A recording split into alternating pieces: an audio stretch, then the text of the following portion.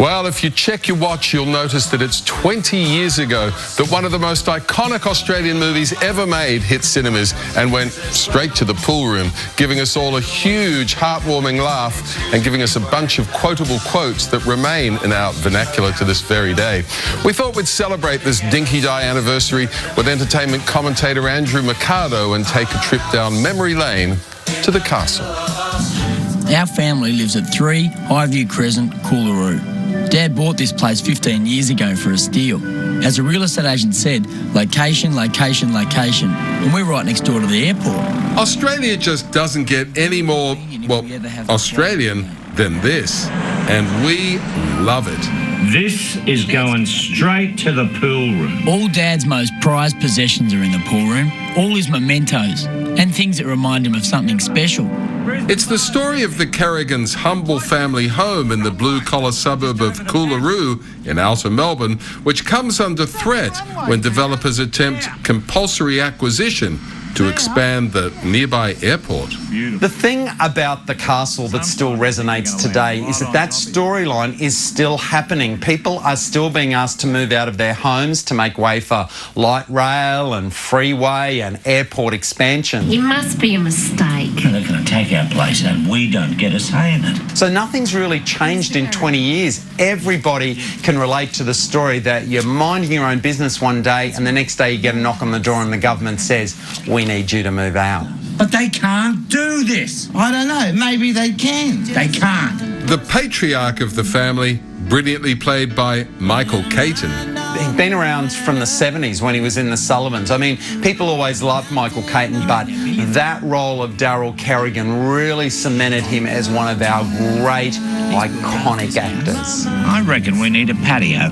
Oh, Darl, how about we finish the back room first? No, I'm waiting on some cheap cladding.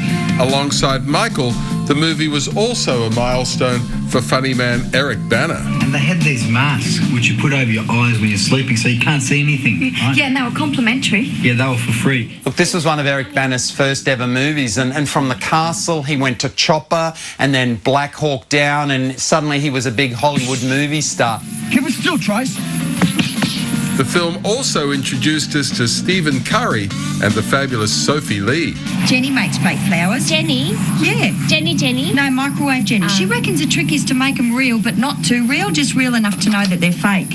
On top of the impeccable casting, there were those unforgettable one-liners. How's this, boys? Woo-hoo! What do you call this? Chicken. You are an ideas man, Steve. My favourite line from the movie is, tell him he's dreaming. And it's really slipped into the Australian way of life. And whenever you say it, you can see Michael Caton in that movie saying it with that look on his face. Tell him he's dreaming. Tell him he's dreaming. He's dreaming. And proving that magic doesn't necessarily cost millions, this piece of gold was shot on a limited budget.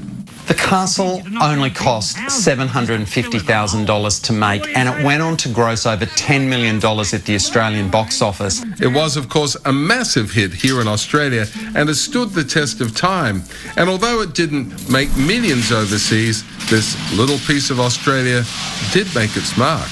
But look, it did end up playing in countries all around the world in different languages, and people everywhere still related to the truth of that story and the fact that your home is your castle. And Dad, well, he reckoned he got everything he'd ever wished for. He often used to sit out on the patio and just smile to himself. And they still live at 3 Highview Crescent, even though it's only them two living in it. And Dad still calls it his castle.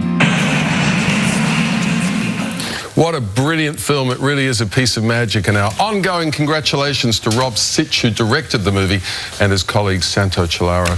Tom Gleisner and Jane Kennedy of Working Dog Productions. It was a triumph for them, wasn't it? Certainly was. Jane will be watching this morning, getting her 5 kids off to school. We love you, Jane. Some of the lines in that movie. Why would you want to go out to some fancy restaurant when this keeps coming up right after? Dad said the greyhounds are noble animals. And my favourite of all time, Eric Bana. The beef Wellington, Mr. Kerrigan, was a credit to the airline. What about real, but not too real, just real enough to know they're fake? And it just shows the power of a great script. You know, they obviously had it right there, went out and made the thing in 11 days. That's a head of hair. Remember that? $750,000, 11 days. 20 years ago. Amazing. Just well done, Diggy. feel the serenity. Thanks, buddy. Thanks a lot for that.